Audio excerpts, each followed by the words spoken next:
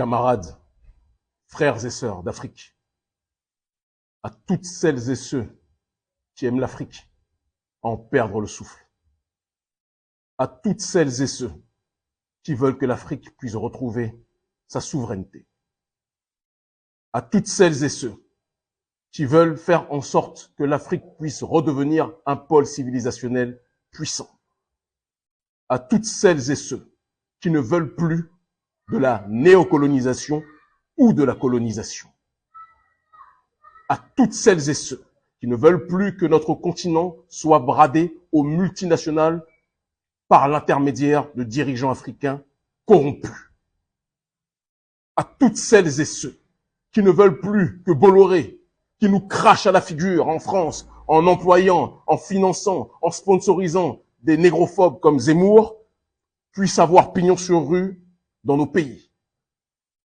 À toutes celles et ceux qui ne veulent plus que l'oligarchie française fasse la pluie et le beau temps dans nos pays. À toutes celles et ceux qui ne veulent plus de militaires français qui sont présents sur nos sols pour sécuriser l'accès aux ressources, mais qui ne sont pas présents sur nos sols pour lutter contre un terrorisme que l'Élysée et les autres chancelleries occidentales ont provoqué. À toutes celles et ceux qui veulent d'un monde juste, d'équité, d'égalité, où il n'y aura pas de domination des Blancs sur les Noirs ou des Noirs sur les Blancs, mais simplement la domination de l'équité, de l'égalité, de la dignité, de la justice. Je vous passe la paix. Mais il y a un proverbe qui dit qu'on ne peut obtenir de paix sans obtenir justice. Je vous l'annonçais il y a quelque temps de cela, il y a quelques jours à peine. Et si on va aller plus loin, il y a quelques années déjà, par l'intermédiaire du livre L'Afrique libre ou la mort. Mais je le reprécisais de manière encore plus claire, il y a quelques jours, il y allait avoir une montée en puissance de notre contestation. Et je dis bien notre contestation parce que c'est une démarche globale de la mouvance panafricaniste, de la mouvance patriotique, de la mouvance anticolonialiste qui veut un monde différent de celui que l'hégémonie occidentale nous impose. Les militaires français, depuis leur arrivée dans nos pays, a fortiori après la déstabilisation de la Libye, n'ont apporté que désolation, n'ont apporté que déstabilisation, n'ont apporté que pillage, n'ont apporté que la sécurisation pour leurs propres intérêts à l'accès aux ressources, mais n'ont en aucun cas fait reculer le terrorisme. Il faut qu'on puisse dire les choses telles qu'elles sont. Nous reconnaissons que certains sont morts, parce que malheureusement, comme dirait l'autre, la guerre, ce sont des puissants qui appellent les autres à aller mourir pendant que eux ne risquent rien. Et donc il y a des gens, parmi les militaires français, qui sans doute ont cru agir en défendant la justice, mais ils étaient manipulés par les intérêts des multinationales et de l'oligarchie occidentale. Nous devons être capables de le dire. Notre combat n'est pas un combat contre les Français, n'est pas un combat contre les Blancs. C'est le piège que l'Élysée voudrait nous tendre, mais ça ne marchera pas. Nous n'appelons à aucune violence contre des citoyens français, mais nous nous attaquons au néocolonialisme matérialisé par la France-Afrique et les officines françaises qui agissent en sous-main pour déstabiliser nos pays.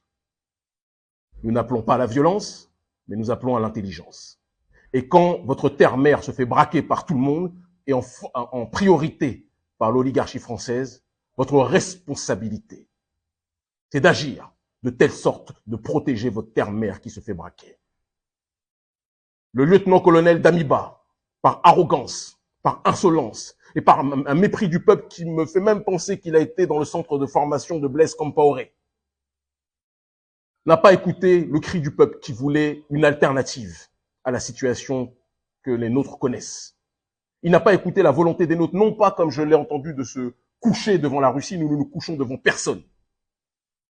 Mais nous déclarons le droit pour notre propre population de décider de manière mature ce qui est bon pour elle.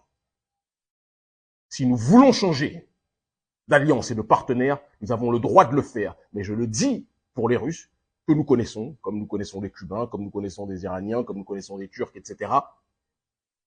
Notre confiance, pour l'instant, est plus proche de ces derniers que du gouvernement français, mais ne nous trompons pas. Nous ne considérerons jamais les Russes comme nos messies parce que le seul messie de l'Afrique, c'est l'Afrique elle-même. Et si la Russie nous déçoit dans le futur comme la France nous déçoit, nous combattrons la Russie comme nous combattons l'oligarchie française aujourd'hui. Mais pour l'instant, nous voulons un monde multipolaire et donc nous voulons des alliances avec des gens qui sont dans une logique d'agir pour faire reculer véritablement le terrorisme et non pas le sponsoriser comme certaines entités que nous connaissons.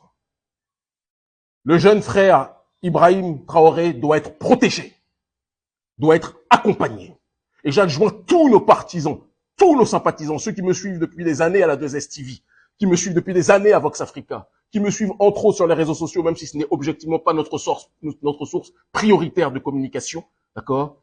J'appelle tous ces derniers à protéger le frère Ibrahim Traoré. Nous ne menons pas un combat de violence, mais nous menons un combat d'intelligence, un combat de dignité, un combat de justice sociale contre la même élite qui asphyxie son propre prolétariat français. Et en ce sens, nous sommes évidemment solidaires des Gilets jaunes et de tous ceux et toutes celles qui souffrent de la prédation néolibérale que nous connaissons. Ce combat n'est pas un combat de couleur, c'est un combat de douleur. La douleur que ressent une grande partie de la population mondiale, mise de côté, et a fortiori le continent africain, mis de côté, asphyxié, humilié, dépouillé, sans qu'on puisse lui laisser le choix de décider pour lui-même de sa propre destinée. Quand nous décidons par nous-mêmes, on nous taxe de populistes, on nous taxe d'extrémistes, on nous taxe de racistes, alors qu'il y a plein de prolétaires caucasiens qui nous soutiennent. Cette campagne d'intoxication va cesser. Les services du ministère de la Défense français ont créé des faux communiqués, signés de ma part, disant que j'appelais à une violence certaine contre tous les citoyens français. Je précise avec la plus grande force et la plus grande fermeté que nous réprouvons toute attaque contre qui que ce soit et jusqu'à preuve du contraire, nos militants, nos sympathisants, nos éléments ne mènent aucune attaque à l'heure actuelle contre aucun civil. Mais nous voulons faire partir le néocolonialisme et nous ferons partir ce néocolonialisme à tout prix. Mais pas au prix de la vie d'innocents. Les barbares, c'est vous, chers néocolonialistes. Ce n'est pas nous. La justice sociale, c'est ce que nous demandons. Le droit à la réappropriation de nos ressources, c'est ce que nous demandons. Le droit à la dignité, à l'égalité, à la fraternité, c'est ce que nous demandons. Le droit à la bonne gouvernance, c'est ce que nous demandons. Le droit à la véritable lutte contre le terrorisme sponsorisé par vos multinationales, c'est ce que nous demandons. En concordance avec l'élite du Qatar, avec que vous recevez allègrement dans vos palais pour signer des contrats. Nous voulons une véritable lutte contre le terrorisme. Nous voulons une véritable lutte contre l'injustice sociale.